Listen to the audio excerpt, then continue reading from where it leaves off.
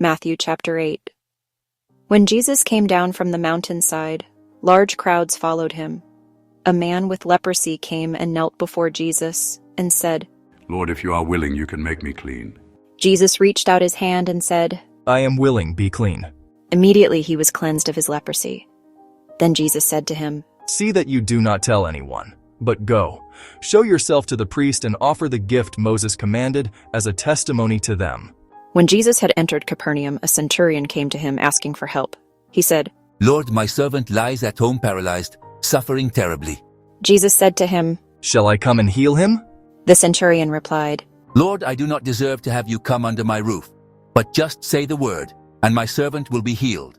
For I myself am a man under authority, with soldiers under me. I tell this one, 'Go,' and he goes, and that one, 'Come,' and he comes. I say to my servant, 'Do this,' and he does it." When Jesus had heard this, he was astonished and said to those following him, "Truly I tell you, I have not found anyone in Israel with such great faith. I say to you that many will come from the east and the west, and will take their places at the feast with Abraham, Isaac, and Jacob in the kingdom of heaven. But the subjects of the kingdom will be thrown outside into the darkness, where there will be weeping and gnashing of teeth." Then Jesus said to the centurion, "Go, let it be done just as you believed it would." and his servant was healed at that moment. When Jesus came into Peter's house, he saw Peter's mother-in-law lying in bed with a fever. He touched her hand, and the fever left her, and she got up and began to wait on him. When evening came, many who were demon-possessed were brought to him, and he drove out the spirits with a word and healed all the sick. This was to fulfill what was spoken through the prophet Isaiah. He took up our infirmities and bore our diseases. When Jesus saw the crowd around him, he gave orders to cross to the other side of the lake. Then a teacher of the law came to him and said, "Teacher, I will follow you wherever you go." Jesus replied, "Foxes have dens and birds have nests, but the Son of Man has no place to lay his head."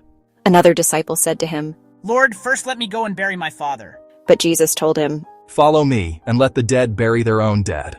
Then he got into the boat, and his disciples followed him. Suddenly a furious storm came up on the lake, so that the waves swept over the boat. But Jesus was sleeping. The disciples went and woke him, saying, "Lord, save us, we are going to drown." He replied, "You of little faith, why are you so afraid?" Then he got up and rebuked the winds and the waves, and it was completely calm. The men were amazed and asked, "What kind of man is this? Even the winds and the waves obey him." When he arrived at the other side in the region of the Gadarenes, 2 demon-possessed men coming from the tombs met him. They were so violent that no one could pass that way. They shouted, "What do you want with us, Son of God? Have you come here to torture us before the appointed time?" Some distance from them, a large herd of pigs was feeding. The demons begged Jesus. "If you drive us out, send us into the herd of pigs."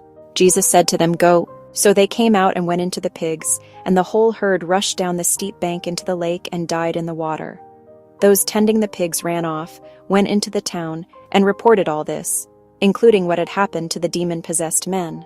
Then the whole town went out to meet Jesus, and when they saw him, they pleaded with him to leave their region.